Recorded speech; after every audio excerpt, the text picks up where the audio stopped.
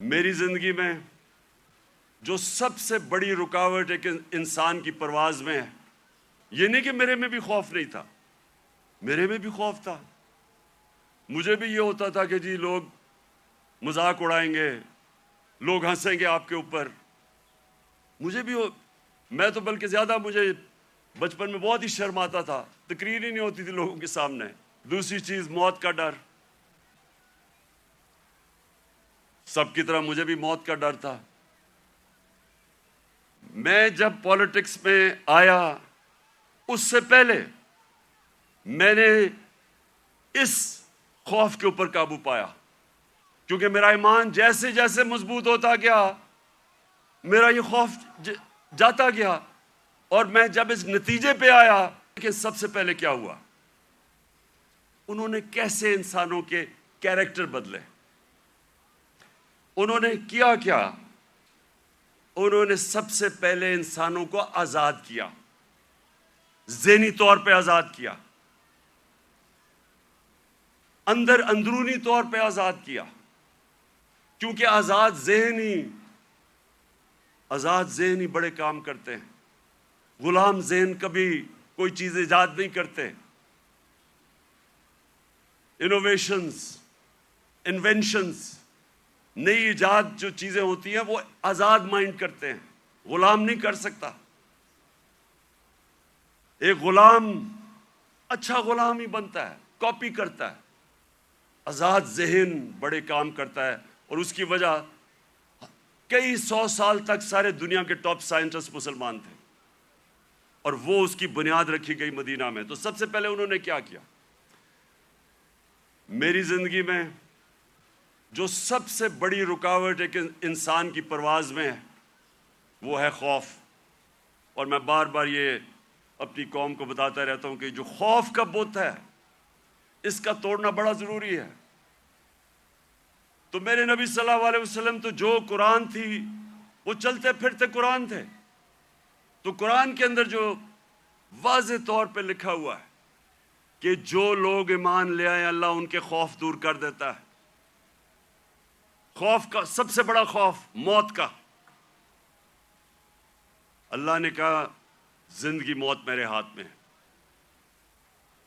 لوگ ابھی بھی ڈرتے ہیں موت سے، جب پتہ ہے کہ اللہ نے فیصلہ کیا ہوا کہ جب میں چاہوں گا تو اس سے پہلے نہیں جاؤ گے۔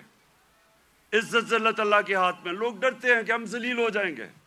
میں جب سے سیاست شروع کی لوگ مجھے کہتے تھے جی سیاست بہت بری چیز ہے، آپ کو ذلیل کر دیں گے وہ۔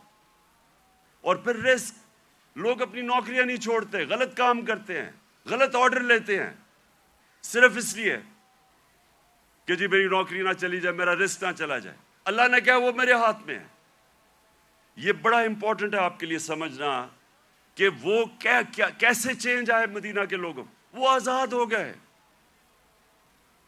ان کی پرواز اوپر جانی شروع ہو گئی۔ میں اپنی زندگی سے آپ کو بتاؤں، جیسے جیسے اللہ نے، اور جو اس کا سب سے بڑا تحفہ ہے ایمان کا، جیسے جیسے میں نے نبی صلی اللہ علیہ وسلم کی زندگی کو پڑھنا شروع کیا، سیرت نبی کو سمجھنا شروع کیا، تو یہ آہستہ آہستہ میرے بت ٹوٹتے گئے۔ یہ نہیں کہ میرے میں بھی خوف نہیں تھا، میرے میں بھی خوف تھا۔ مجھے بھی یہ ہوتا تھا کہ جی لوگ مذاق اڑائیں گے، لوگ ہنسیں گے آپ کے اوپر۔ میں تو بلکہ زیادہ، مجھے بچپن میں بہت ہی شرم آتا تھا، تقریر ہی نہیں ہوتی تھی لوگوں کے سامنے۔ تو مجھے ہمیشہ خوف ہوتا تھا کہ اچھا جی لوگ مذاق اڑائیں گے۔ جیسے جیسے ایمان آتا گیا، میں نے نبی کی سیرت سمجھتا گیا، آہستہ آہستہ یہ بت ٹوٹتے گئے۔ پہلا بت جو میرا ٹوٹا وہ یہ کہ یہ جی آپ ذلیل ہو جائیں گے، آپ کو اگر پالیٹکس میں آئیں گے آپ ذلیل ہو جائیں گے۔ یہ جو بت ہے یہ میں آپ سب کو آج بتا رہا ہوں، یہ اس لیے کہ ہماری ایمان کمزور ہوتا ہے۔ آج جتنا مجھے، جب سے میں سیاست میں آیا ہوں، جتنا مجھے برا بھلا کہا گیا، اگر مجھے ذلت کا ڈر ہوتا تو میں بڑی پہلے چھوڑ کے چلا گیا ہوتا۔ جس طرح کہ میرے اوپر ذاتی اٹیکس، ہر قسم کے میرے اوپر، جس طرح کی انہوں نے گندگی میرے اوپر پھینکی ہے 20 سالوں میں 26 سالوں میں، کسی اور سیاستدان پہ نہیں پھینکی. فیملی کو نہیں چھوڑا، گھر کی خواتین کسی کو نہیں چھوڑا انہوں نے. لیکن کیا یہ اب آپ کے سامنے ہے، میں اپنی ساری قوم کے سامنے کہہ رہا ہوں، کیا مجھے انہوں نے ذلیل کرنے میں کامیاب ہو گئے؟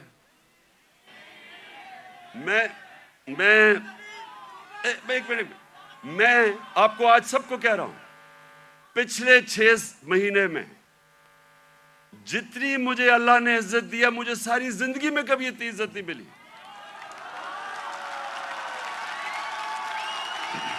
تو اس کا تو میں آپ کے سامنے ہوں. سنیں غور سے سنیں. یہ جلسہ نہیں ہے، یہ غور سے سنیں، کیونکہ میں نے آج آپ کو اپنی زندگی سے سمجھا رہا ہوں کہ اگر انسان کے ہاتھ میں ذلت ہوتی تو آج میں بڑا ذلیل ہو چکا ہوتا. میڈیا یہ کنٹرول کرتے ہیں، میڈیا کو پیسے یہ دیتے ہیں، لفافے دیتے ہیں. مجھے تو ذلیل ہو جانا چاہیے تھا. میں اس لیے اپنی قوم کو کہہ رہا ہوں کہ کبھی اپنے یہ جو بت ہے کہ جی مجھے کوئی ذلیل کر دے گا، یہ یاد رکھے اللہ نے اپنے ہاتھ میں رکھی ہوئی عزت اور ذلت. دوسری چیز موت کا ڈر. سب کی طرح مجھے بھی موت کا ڈر تھا. میں جب پالیٹکس میں آیا اس سے پہلے میں نے اس خوف کے اوپر قابو پایا، کیونکہ میرا ایمان جیسے جیسے مضبوط ہوتا گیا میرا یہ خوف جاتا گیا.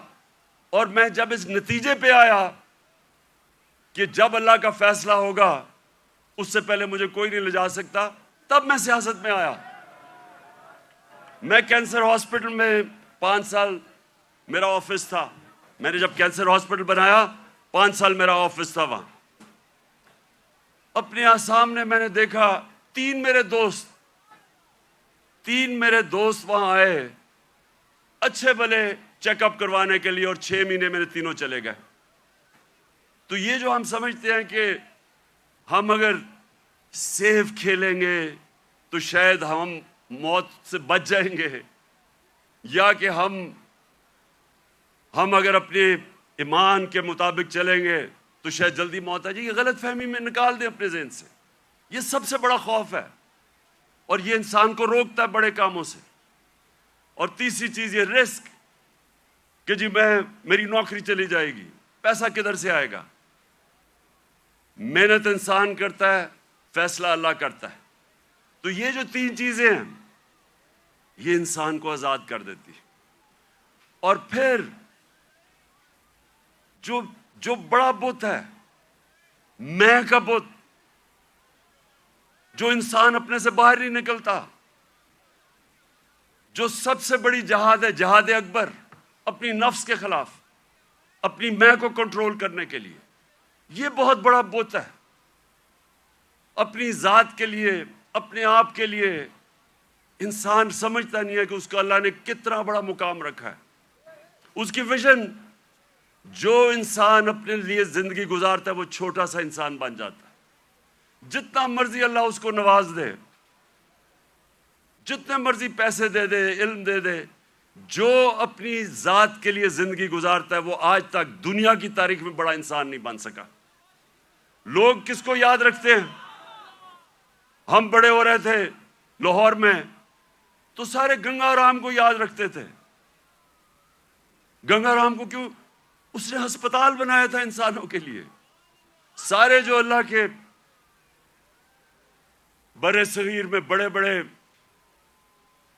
بڑے جو صوفی آئے، ولی اللہ آئے، آج بھی ان کے مزاروں پہ دیکھیں لاکھوں لوگ جاتے ہیں. کیوں جاتے ہیں؟ کیونکہ وہ انسانوں کے لیے آئے تھے. وہ سب عاشق رسول تھے. وہ سارے، ان کی زندگی انسانوں کے لیے تھی اور انسانوں سے پیار کرتے، عزت دیتے. سو یہ جو بت ہے، جب انسان اپنے سے باہر نہیں نکل سکتا تو میرے نبی صلی اللہ علیہ وسلم نے مدینہ میں اس طرح لوگوں کو آزاد کیا. پھر انہوں نے معاشرے کو چینج کیا. انہوں نے، اب کیونکہ میں نے برطانیہ کا نظام دیکھا ہے، ادھر میں نے اندر سے کئی سال رہا اور وہاں سسٹم سٹڈی کیا، یونیورسٹی وہاں گیا. اب دیکھیں انہوں نے مدینہ میں سب سے پہلے چیز کیا کی؟ انہوں نے سب سے پہلے عدل اور انصاف قائم کیا. یہ آپ کے لیے بڑا امپورٹنٹ ہے سمجھنا. عدل اور انصاف کا مطلب ہوتا ہے rule of law. Rule of law کا مطلب ہوتا ہے سب لوگوں کے لیے ایک قانون.